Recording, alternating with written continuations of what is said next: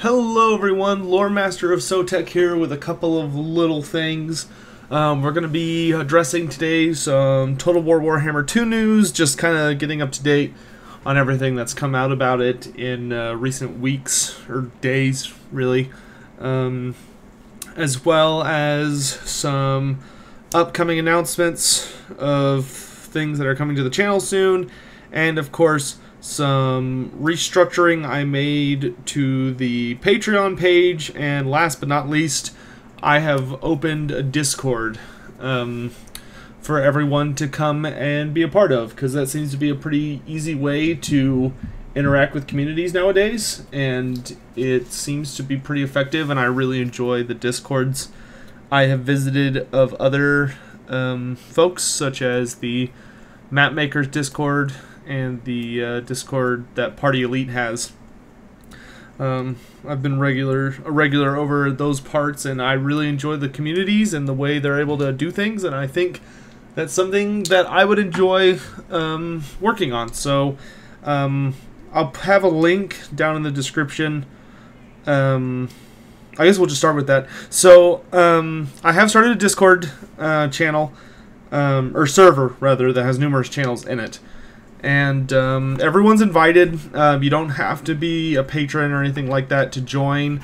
If you are a patron, you get essentially a badge, which means it's kind of like a recognized rank that shows when you're online, and it colors your name different and shows so that everybody can see you're a patron.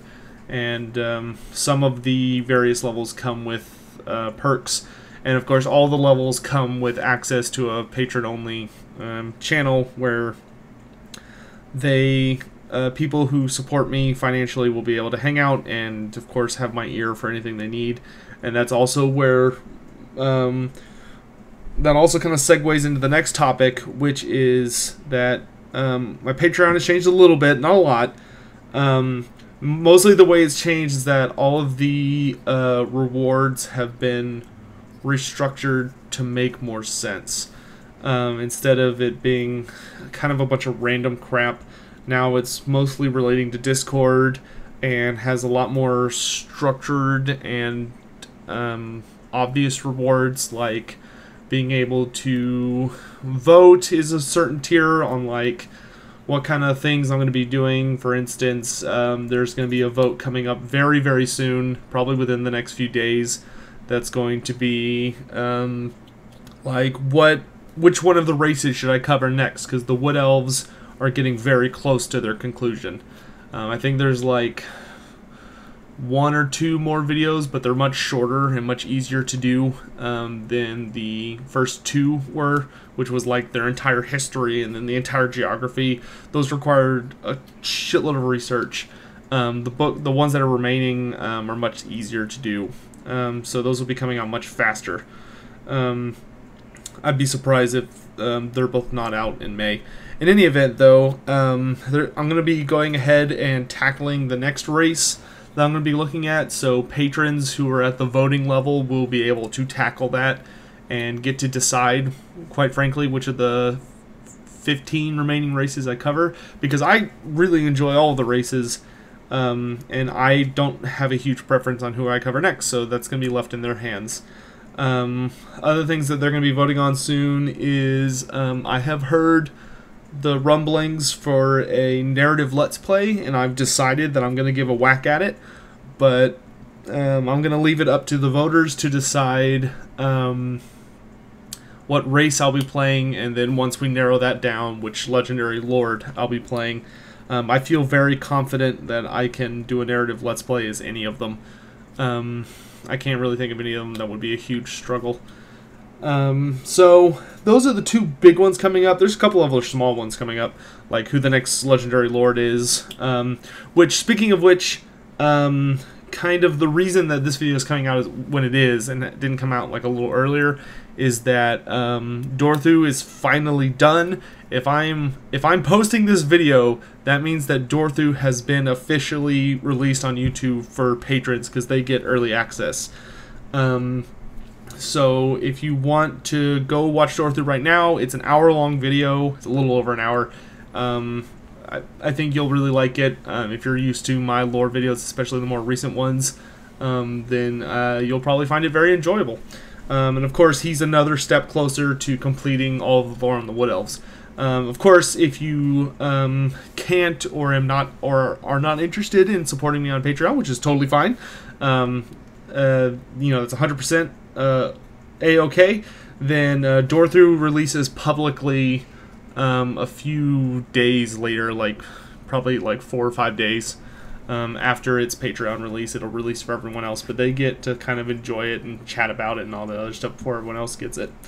You'll notice in the background for this video, I have all of the concept art that they've put out over the last week. Pretty sure I have all of them. They're all very exciting. They're all lovely looking. Obviously, they're not showing us any Skaven yet, but we got the Temple Guard from the Lizardmen, who look fantastic. We got the concept art design for Malekith, which, I mean, we've already seen them, so I'm not that excited about it, but whatever, it's cool, I guess. Kind of same thing for the Witch Elves. They look good, but I've already seen them. I want new things. Then we have the Dark Elf Cold One, which of course makes up the Cold One Knights, which I'm very excited to see them, and I think they're going to be a very, very interesting class. And personally, I'm just really hoping they do a good job of separating the Cold One Knights of the Dark Elves from the Cold One Riders of the Lizardmen. I've also got the Bastiladon artwork up here. That's not new by any means, but I didn't have it in an earlier video, so there you go. And then, of course, the final thing they have up is the Riders of the Silver Helms, who look fantastic. The Elves are looking really good. Of course, the Lizardmen look fantastic, but I feel like the Elves are the two races of the 4 base ones that have the potential to be really bland if they're not careful. You know, it's going to be really crucial for CA to make sure that the Elves don't feel like just humans in weird clothes, and they also don't feel too similar to one another. You know, that's one of the hardest things to do, especially with High Elves and Dark Elves, is that, you know, they're mirrors. They're a mirror of one another, so they're very, very difficult to really show their characteristics. You know, I hope they do a good job of making it more than just they're just elves in different kinds of clothing. You know, I hope they find ways to convey through body language and, of course, the voice acting and all those other ways that, you know, the Dark Elves are these really sadistic, evil, horrible, horrible things. And then the High Elves are these pompous, arrogant, so-called saviors of the world that just believe themselves to be all that. The Lizardmen, I don't know how they're going to do their language, but we'll see. Based on what I know of the Lizardmen, which is probably more than anybody else on Earth, they're probably going to do what they did with the Beastmen and the Forest Spirits and give them their own language, because the Lizardmen have a written language. They also have instructions how to, like, speak their language that GW made. I think it's 6th edition. I know it's in the 6th edition book. I think it's in the 7th edition book as well. But it's not really possible to pronounce it without using, like, software, because they deliberately made it just goofy as shit. But it's there, so I hope they use it. Other than that, the only other thing we've heard about Total War Warhammer 2, because I'm probably going to try and release roughly every week an update video like this one, where I talk about Total War Warhammer 2, because it seems you guys really, really like when I talk about news, so fuck it, let's talk about news. So the only thing we've really heard is we've gotten a little bit more information on the Vortex, which, if you're not up to speed, the Great Vortex is, of course, the campaign objective of Game 2. It's the end game objective. You know, it's the Great Vortex that siphons all the winds of magic out of the world so that the world isn't oversaturated, which would allow demons to just burst out of the fabric of reality and just swarm over everything. And what they revealed, that's kind of new information. One of the things that I found exciting, and I'll post the video in the description below, that way you can watch it yourself, is that the designer they had talking about it, whose name escapes me at the moment, talked about that CA has designed it from the lore perspective of the High Elves, of course, designed the Vortex, and then the Slong came around and decided it wasn't really good enough. Like, it got the job done, but it was really shaky and kind of shittily done and was very desperate. So the Slong used the Great Warding to bolster it and make it more powerful. I really like that they're tackling the importance of the Lizardmen in that story. One of the things I am super fucking sick of with Games Workshop, granted they haven't done it recently, but obviously they can't because the setting's dead, but Lizardmen have always been kind of a backseat faction. You know, like, when Games Workshop would remember they existed, then they would show up in the lore and do really fun, interesting things. But most of the time, Games Workshop just kind of forgot they existed, and that was never fun as a Lizardman player. You know, in all of the history of Warhammer Fantasy, and the Lizardmen were around for probably a little over 20 years, roughly, maybe just under 20 years, somewhere in that ballpark. The